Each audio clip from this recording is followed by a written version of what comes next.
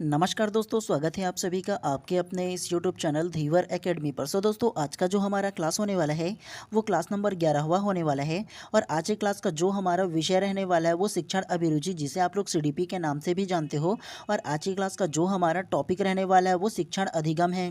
शिक्षण अधिगम का मतलब ये होता है कि एक जो बच्चा होता है ना, वो किस प्रकार से सीखता है किसी भी प्रकार की चीज़ों को, किस प्रकार से पाठ को पढ़ता है, किस प्रकार से ना वो दुनिया के बारे में जानता है, किस प्रकार से छोटे छोटे तथ्यों के माध्यम से वो सीखता है ना। तो ये हम लोग आज जानेंगे, ठीक है। और ये जो शिक्षण अधिगम है ना, उसको सबसे पहले ना मनोवैज्ञानिकों ने क्या क्या किया, किस किस प्रकार से बच्चे सीखते हैं, इसको जानने का प्रयत्न किया ना। तो इसके बारे में भी विस्तार पूर्वक पढ़ेंगे। और आप लोगों का जो एक्चुअल टॉपिक है ना, वो शैक्षिक बाल मनोविज्ञान एवं सीखने की प्रक्रिया है। मतलब यह है कि अलग अलग मनोवैज्ञानिकों ने ना शिक्षण अभिरुचि में किस प्रकार से सीखने सिखाने की प्रक्रिया में शोध किया है, इसके बारे में हम लोग जानेंगे, ठीक है। क्योंकि ना आपको भी भविष्य में शिक्षक बनना है, और एक शिक्षक होने के नाते आप जानोगे ना कि बच्चा जो है वो कक्षा में कैसे सीखता है, एक छोटे छोटे जो बालक है वो किस प्रकार से सीखता है। तो शिक्षक होने के नाते आप उसी प्रकार से, जैसे बालक सीखता है उसी प्रकार से आप पढ़ाओगे, है ना। तो इस पर ना हम लोग क्या करेंगे, जो मनोवैज्ञानिक है वो अलग अलग तरीके से किस प्रकार से ना अलग अलग जानवरों पर शोध किया, इसके बारे में जानेंगे सीखने की प्रक्रिया के ऊपर, ठीक है। तो ध्यानपूर्वक आप लोगों को पढ़ना है। और इसके बाद इसका जो पूरा पीडीएफ रहेगा ना, वो मैं अपने व्हाट्सएप ग्रुप में डाल दूंगा, तो वहाँ से भी डाउनलोड कर लेना और दोबारा आप लोग अच्छे से प्रैक्टिस कर लेना, ठीक है। मैं आप लोगों को ना सरल से सरल तरीके से समझाऊंगा, जो मैं समझाऊं उन सारी चीज़ों को आप लोगों को बताते हुए चलूंगा, ठीक है। चलिए ज़्यादा देर नहीं करते हैं, सबसे पहले ना पढ़ने के ऊपर फोकस करते हैं और आप लोगों को एकदम सरल तरीके से समझाऊंगा। सबसे फर्स्ट को आप लोग ध्यान से पढ़िए, केवल केवल आप लोग सुनिएगा, ठीक है। बाल मनोविज्ञान शिक्षा मनोविज्ञान का ही एक भाग है क्या? तो बाल मनोविज्ञान जो है ना, वो शिक्षा मनोविज्ञान का ही क्या है, एक भाग है। नेक्स्ट को पढ़िए, बाल मनोविज्ञान का विज्ञान सभी शिक्षकों के लिए अनिवार्य है। बच्चे की क्षमता, रुचि एवं क्रियाशीलता के बारे में जानकारी बाल मनोविज्ञान के द्वारा प्राप्त की जा सकती है। मानव समुदाय के विकास के बारे में अध्ययन करना भी बाल मनोविज्ञान का ही एक कार्य है। बालक के मन का अध्ययन करना ही बाल मनोविज्ञान है। इसके साथ ही साथ बालक के शारीरिक मानसिक गतिविधि का अध्ययन भी किया जाता है। मतलब ये है कि बाल मनोविज्ञान में हम लोग क्या करते हैं, बालक के किस प्रकार से अलग अलग गतिविधियां करते हैं, किस प्रकार से अलग अलग तरीके से वो सीखते हैं, इन तमाम चीज़ों के बारे में ना जो मनोवैज्ञानिक है उन्होंने शोध किया है। और एक शिक्षक होने के नाते इन सारी चीज़ों के बारे में आपको जानना चाहिए, तो इसीलिए आपको ये पढ़ाया गया है, ठीक है। चलिए सबसे फर्स्ट को फिर से पढ़ते हैं। क्रो एवं क्रो जो नामक मनोवैज्ञानिक है ना, तो उनके अनुसार जानते हैं, बाल मनोविज्ञान वह है जो बालकों के विकास का अध्ययन गर्भकाल से किशोरावस्था तक करता है। बाल मनोविज्ञान के अंतर्गत बालकों की भाषा, संवेग, प्रत्यागामक ज्ञान, खेल, व्यक्तित्व, चरित्र, कुसमायोजन, मानसिक व्याधियाँ, मानसिक आरोग्य विज्ञान आदि विषयों का अध्ययन किया जाता है। अर्थात बाल मनोविज्ञान के अंतर्गत बालक के गर्भकाल से किशोरावस्था तक के उनके मानसिक शारीरिक अवस्थाओं का विकास ही बाल मनोविज्ञान है। तो एक जो बालक है ना, उसका विकास किस किस प्रकार से होता है, इन्होंने ना क्रो एवं क्रो नामक मनोवैज्ञानिक है ना, उन्होंने क्या किया था, तो इसका अध्ययन किया था और अध्ययन करके ना हमको बताया था और अपने जो बुक है ना उसमें प्रकाशित किया था, जिसको पढ़ करके हम लोग क्या करते हैं, जानते हैं कि एक जो बालक है वो किस प्रकार से उसकी जो मानसिक एवं शारीरिक जो अवस्था है वो होती है, कैसे वो सीखता है, कैसे वो गर्भकाल से लेकर के किशोरावस्था तक की उनकी मानसिक, सामाजिक, शारीरिक जो विकास है वो होता है। तो उन्हीं को क्या बोला गया है, बाल मनोविज्ञान बोला गया है, ठीक है। चलिए उसके बाद ना शिक्षण अधिगम प्रक्रिया के बारे में जानते हैं। तो फर्स्ट को ध्यान से पढ़िए, शिक्षण अधिगम प्रक्रिया, वातावरण के साथ समायोजन बनाए रखना ही सीखना है, अर्थात अनुभव प्राप्त होना ही सीखना है। गेट्स के अनुसार, मतलब गेट्स नामक मनोवैज्ञानिक जो है ना, उनके अनुसार अनुभवों के द्वारा व्यवहार में परिवर्तन लाना ही सीखना है। सीखना किसी कार्य को करते समय जो अनुभव प्राप्त होता है उसे बालक सीखना कहते हैं। तो देखो, गेट्स नामक मनोवैज्ञानिक ने क्या कहा है, सीखना जो है वो अनुभव के द्वारा क्या किया जाता है, सीखा जाता है। और जो हम लोग क्या करते हैं, हम लोग जो नया नया किसी कार्य को करते हैं और उससे जो हमको क्या मिलता है, अनुभव मिलता है ना, तो वो क्या कहलाता है, बालक सीखना कहलाता है, ठीक है। मतलब बालक जो है ना किसी भी कार्य को स्वयं करके सीखता है। तो ये किन्होंने कहा है, तो गेट्स नामक मनोवैज्ञानिक ने कहा है, ठीक है। आप लोगों को ना एकदम रटना नहीं है, केवल किसने क्या क्या है एक बार पढ़ लेना है। जो जो चीज़ इंपॉर्टेंट होगा मैं तो हूँ जी आप लोगों को अच्छे से बताने के लिए और समझाने के लिए, तो आप लोगों को उसका टेंशन नहीं लेना है, ठीक है।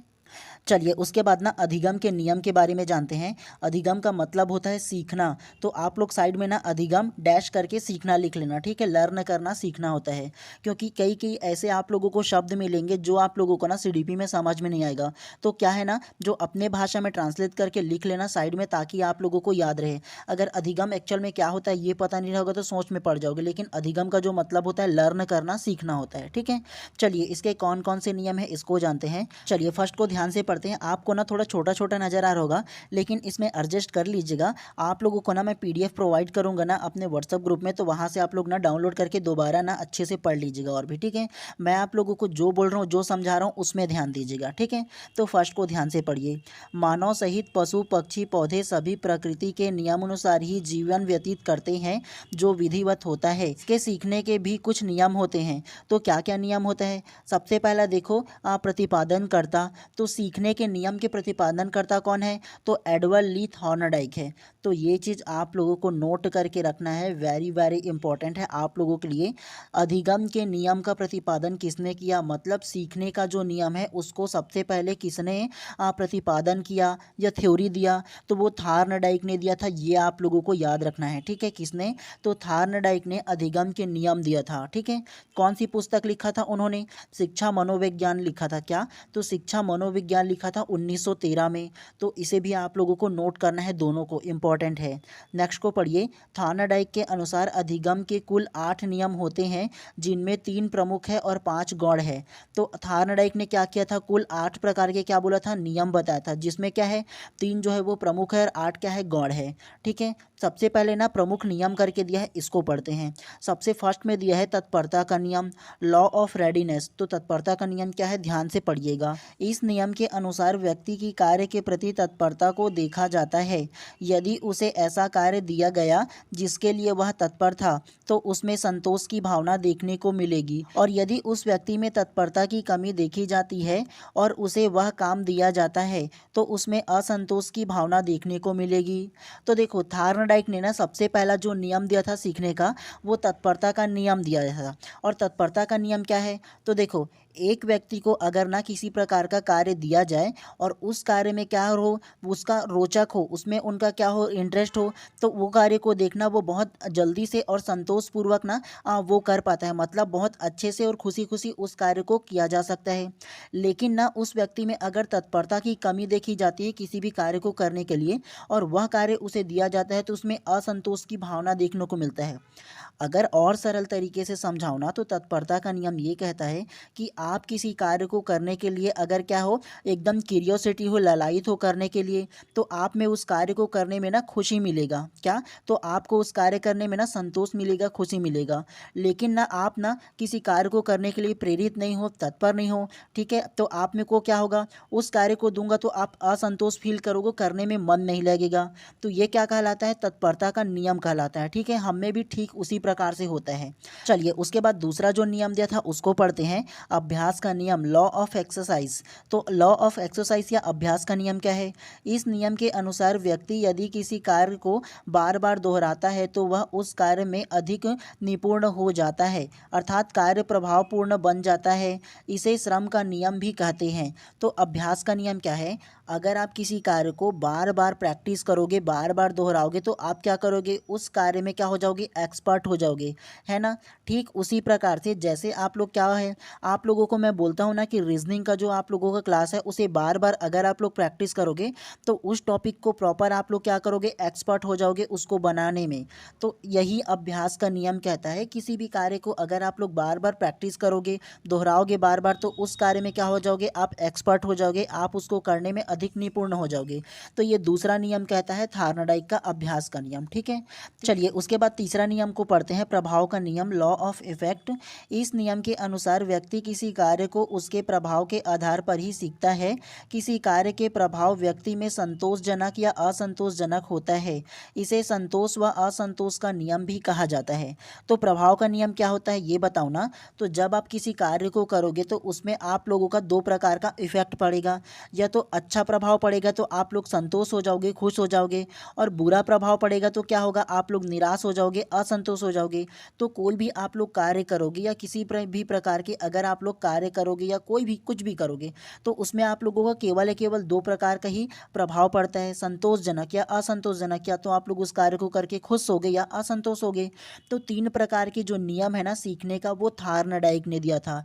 आप लोग क्या कीजिएगा, थार्नडाइक लिख लेना, तीन प्रकार के सीखने के नियम कौन कौन सा, तत्परता का नियम, अभ्यास का नियम और प्रभाव का नियम। डायरेक्ट प्रश्न पूछा जाता है कि तत्परता का नियम किसने दिया था, अभ्यास का नियम किसने दिया था, प्रभाव का नियम किसने दिया था। और घुमा करके पूछा जाएगा ना तो आप लोगों को बोला जाएगा कि थार्नडाइक के निम्नलिखित में से कौन सा सीखने का नियम नहीं है बोलेगा। तो चार प्रकार से आप लोगों को देगा, तत्परता का नियम, अभ्यास का नियम, प्रभाव का नियम और एक और कोई भी नियम दे देगा और पूछेगा कि इनमें से कौन सा नहीं है।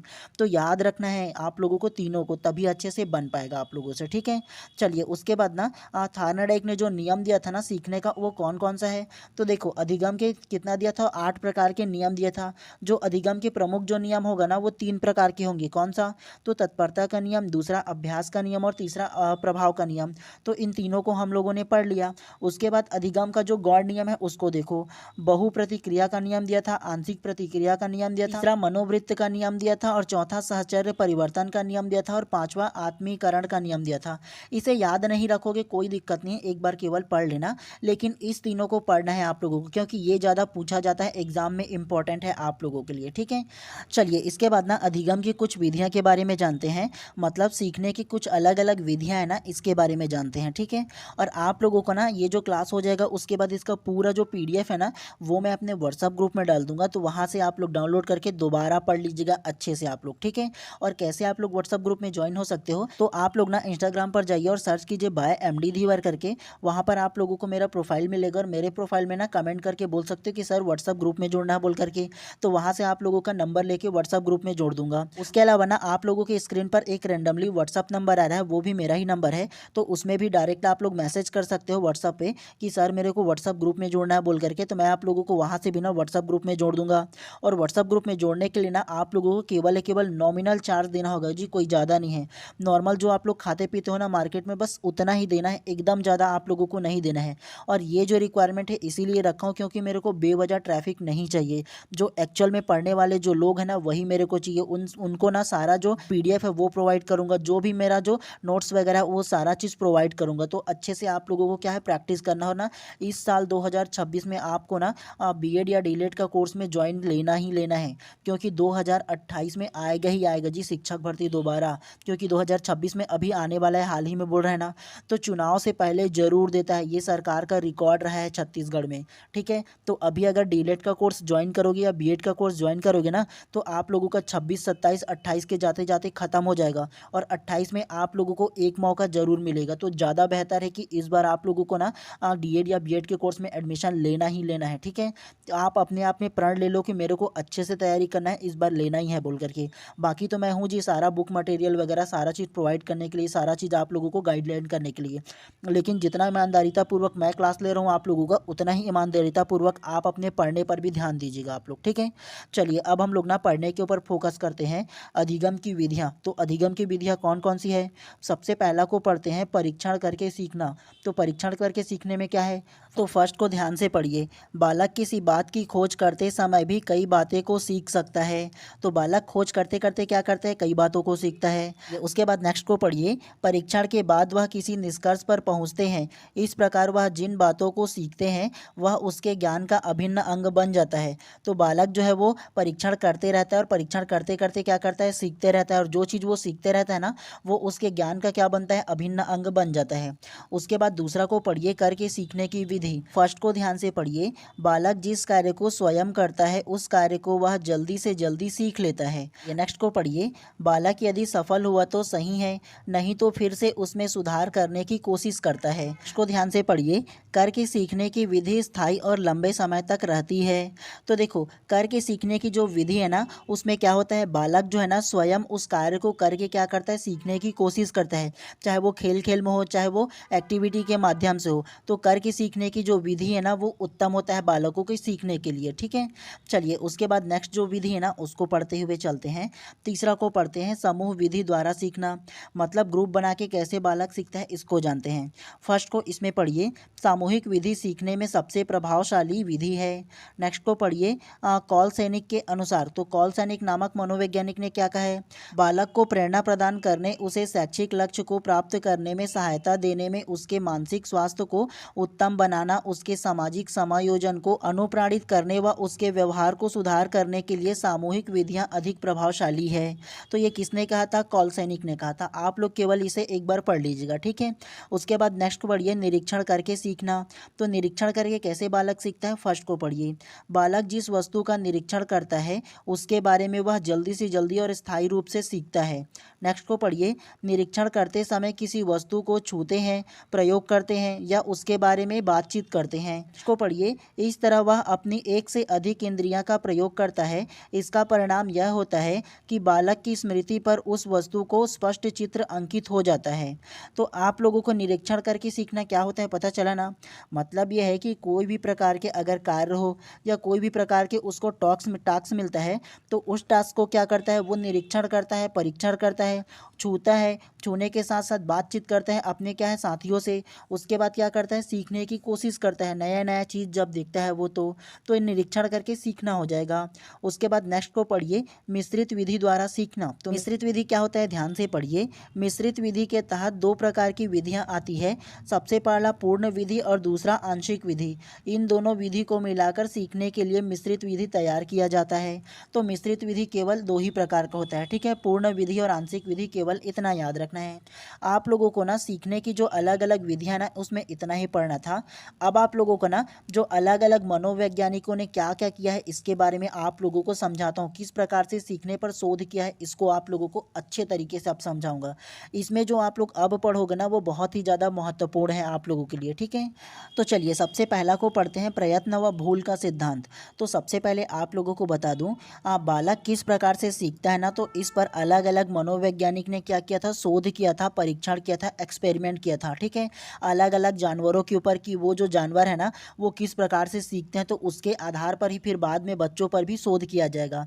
आप लोग देखा होगा ना जी, जब कोई मनोवैज्ञानिक या कोई भी वैज्ञानिक कोई नया दवाई बनाते हैं, किसी प्रकार की मेडिसिन वगैरह बनाता है, तो सबसे पहले जानवरों पर क्या किया जाता है? टेस्ट किया जाता है, डायरेक्ट इंसानों पर नहीं किया जाता है।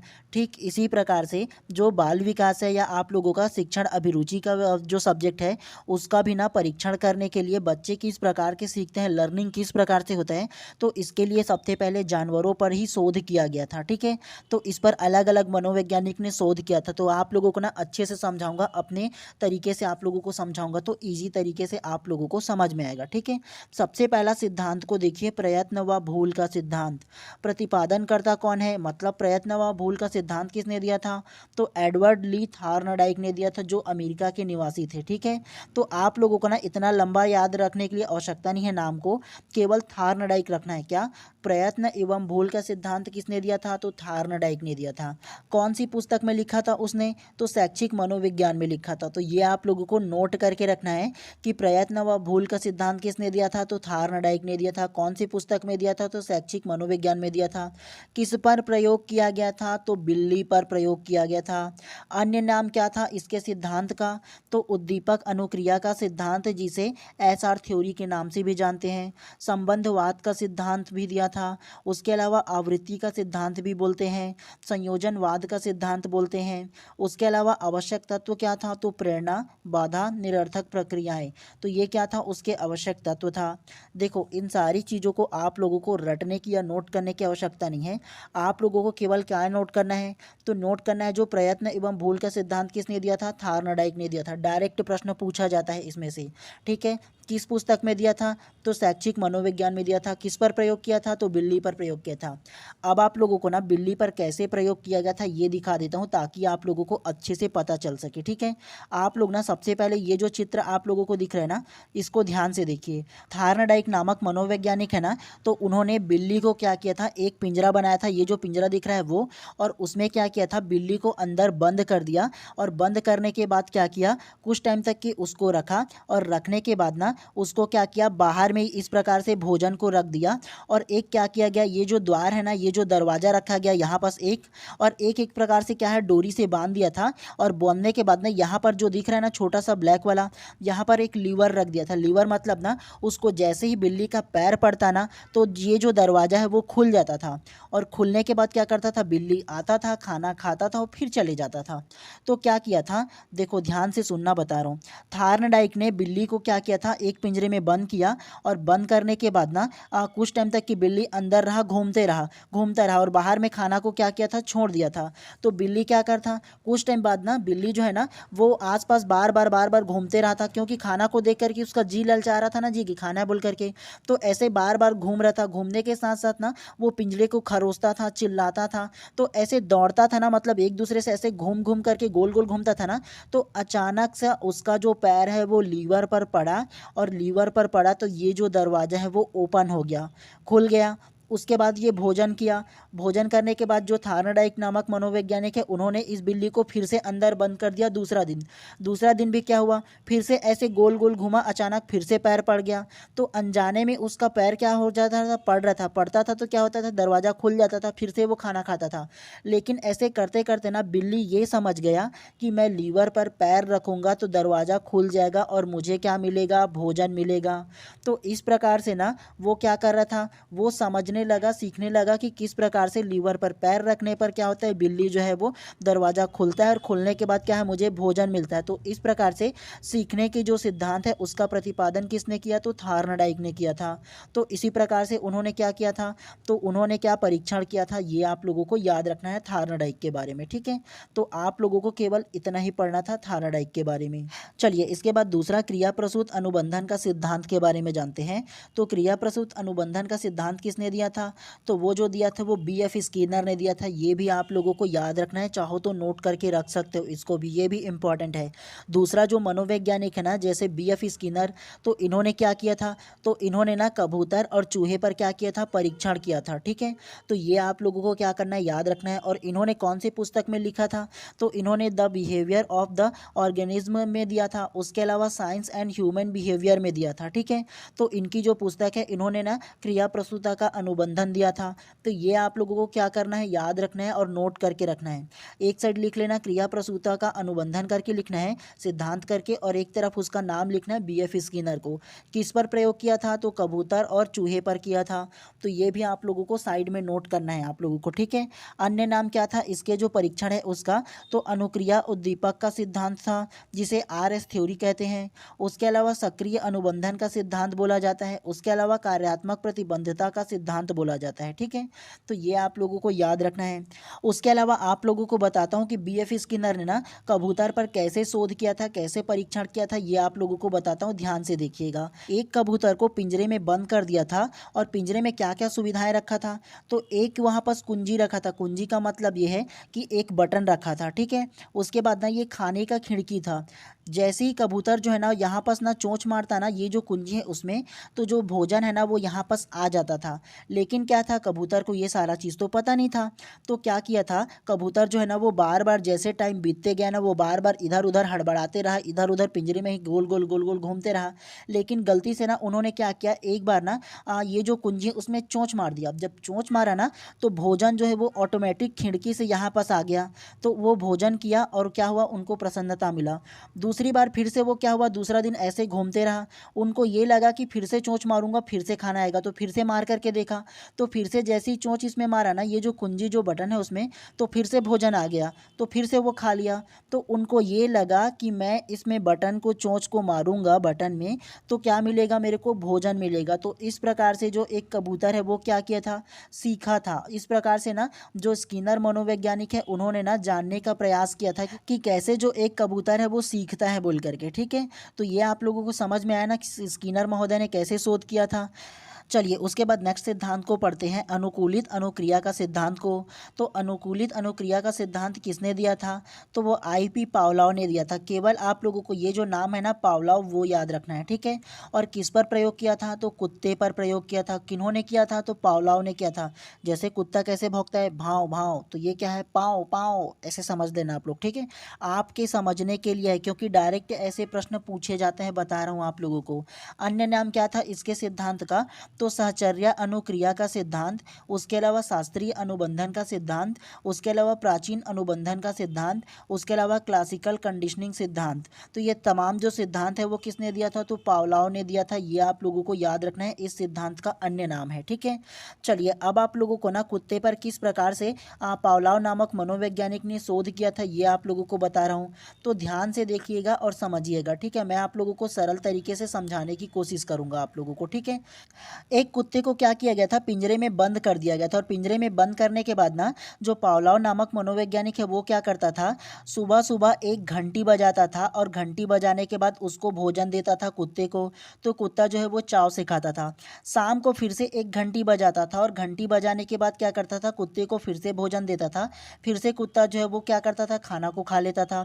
ठीक इसी प्रकार से जो सुबह शाम घंटी बजाने के बाद खाना देने का जो शेड्यूल है वो पावलोव नामक मनोवैज्ञानिक किया। और एक हफ्ते बाद ना क्या किया, उन्होंने सुबह सुबह घंटी बजाया और घंटी बजाने के बाद कुत्ते को खाना नहीं दिया। तो कुत्ते क्या हो गया, बेचैन हो गया। और बेचैन होने के बाद इधर उधर घूमने लगा और घूमने के साथ साथ उसके मुंह से क्या निकलने लगा, लार निकलने लगा। क्यों? क्योंकि कुत्ते को ये लगा कि घंटी बजा है मतलब मेरे को भोजन मिलेगा। क्योंकि एक हफ्ते से उसको सेम शेड्यूल दिया जा रहा था ना, तो उसको ये लग रहा था कि जैसे ही सुबह घंटी बजता है और शाम को घंटी बजता है मेरे को भोजन मिलता है, उनको ये लगा। उसके बाद एक दिन ना घंटी बजा लेकिन भोजन नहीं मिला। तो कुत्ता एकदम बेचैन हो गया और उसके मुंह से क्या निकलने लगा, लार निकलने लगा।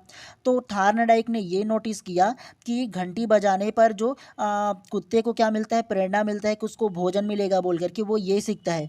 और क्या किया था, तो थार्नडाइक नामक मनोवैज्ञानिक ने एक डिवाइस रख दिया था जिसके माध्यम से उसके लार को इकट्ठा किया जाता था। जो कुत्ते के मुंह से लार निकलता था उसको ना रिकॉर्ड करने के लिए एक यंत्र रख दिया था। उसके अलावा पावलोव नामक मनोवैज्ञानिक ने ना एक यंत्र, एक मशीन भी रखा था जो उसकी प्रतिक्रिया को क्या करता था, रिकॉर्ड करता था। जिसके माध्यम से जो पावलोव नामक मनोवैज्ञानिक है ना वो समझ पाए कि कुत्ता कैसे सीखता है। तो ठीक इसी प्रकार से क्या किया था उन्होंने, जो सीखने की जो प्रक्रिया है ना उसको रिकॉर्ड किया था, उसको जाना था, उसको समझा था पावलोव नामक मनोवैज्ञानिक ने। तो आप लोगों को याद रखना है कि कुत्ते पर किसने शोध किया था, पावलोव ने किया था, ठीक है। उसके अलावा कबूतर और चूहे पर किसने किया था, तो कबूतर और चूहे पर ना स्किनर नामक मनोवैज्ञानिक ने किया था। उसके अलावा बिल्ली पर किसने किया था, तो थार्नडाइक ने किया था। तीनों को आप लोगों को याद रखना है, पूछा जाता है कभी कभी, ठीक है। तो आप लोग केवल ना कहानी के माध्यम से समझने की कोशिश कीजिएगा आप लोग, ठीक है। तो कुत्ते पर किसने शोध किया था, तो पावलोव ने किया था। कुत्ता कैसे भौंकता है, भाव भाव। और शोध करने वाला का क्या नाम है, तो पाव पाव, पावलोव। ऐसे आप लोगों को ले लेना है, समझने के लिए लेना है जी, रटोगे तो कोई मतलब नहीं होगा, ठीक है। तो ये आप लोगों को समझ में आना कि कुत्ते पर कैसे शोध किया गया था। तो इसी प्रकार से खाने को दे करके ना उन्होंने शोध किया था पावलोव नामक मनोवैज्ञानिक ने। तो आप लोगों को ना केवल इतना ही, जो प्राचीन में जो अलग अलग मनोवैज्ञानिक है जो शोध किया था उसको आप लोगों को पढ़ना था, ठीक है। चलिए उसके बाद ना विगत वर्षों में आए कुछ जो तथ्य है ना तो उसको पढ़ते हैं। मतलब आपके एग्जाम में ना पूछे गए थे व्यापम के द्वारा अलग अलग प्रकार से जो प्रश्न है ना, तो उसके बारे में वन लाइनर अपडेट जानते हैं। स्किनर के अनुसार मनोविज्ञान शिक्षा का आधारभूत विज्ञान है। मनोविज्ञान व्यवहार व अनुभव का विज्ञान है। ये किसने कहा था, तो स्किनर ने कहा था। और ये जो है ना वो प्री डीएलएड एग्जाम 2022 में पूछा गया सवाल था। डायरेक्ट ये सवाल पूछा गया था कि किसने ये जो कोटेशन है वो बोला था, बता दिया गया था, ठीक है। मतलब ये प्रश्न में दे दिया गया था कि मनोविज्ञान शिक्षा का आधारभूत विज्ञान है, मनोविज्ञान व्यवहार का अनुभव का विज्ञान है। किसने कहा था, तो ये किसने कहा था, तो स्किनर ने कहा था। नोट करके रखना है। पहला को ध्यान से पढ़िए। इसमें मनोविज्ञान दर्शन शास्त्र के अंतर्गत एक छोटा सा क्या है, प्रकरण है, तो ये याद रखना है। दूसरा पढ़िए, 20वीं शताब्दी में मनोवैज्ञानिक Watson, Woodworth, Skinner, McDougall, Thorndike ने मनोविज्ञान को व्यवहार का विज्ञान कहा। मनोविज्ञान का विषय वस्तु व्यवहार है। तो मनोविज्ञान का विषय वस्तु क्या है, व्यवहार है, ठीक है। तो ये आप लोगों को याद रखना है। चलिए इसके बाद तीसरा को पढ़ते हैं। अधिगम या सीखना बहुत ही सामान्य और प्रचलित प्रक्रिया प्रक्रिया है। जन्म के तुरंत बाद ही अधिगम प्रारंभ हो जाता है और फिर बालक जीवन पर्यंत कुछ ना कुछ सीखते ही रहता है। तो देखो अधिगम या सीखना क्या है, दोनों एक ही है और ये क्या चलते रहता है, जन्म के तुरंत ही बाद ना कंटिन्यू चलते रहता है और जीवन पर्यंत तक की क्या है, सीखना जो है वो चलते रहता है। आप पर डे पर टाइम कुछ ना कुछ सीखते ही रहते हो, ठीक है। चौथा को पढ़िए, शिक्षा मनोविज्ञान में सीखने तथा शिक्षण की प्रक्रिया का अध्ययन किया जाता है। पांचवा को पढ़िए, विशेष समूह के बालकों को शिक्षण अधिगम प्रक्रिया का अध्ययन कक्षाओं में करते हैं, उसे शिक्षा मनोविज्ञान कहा जाता है।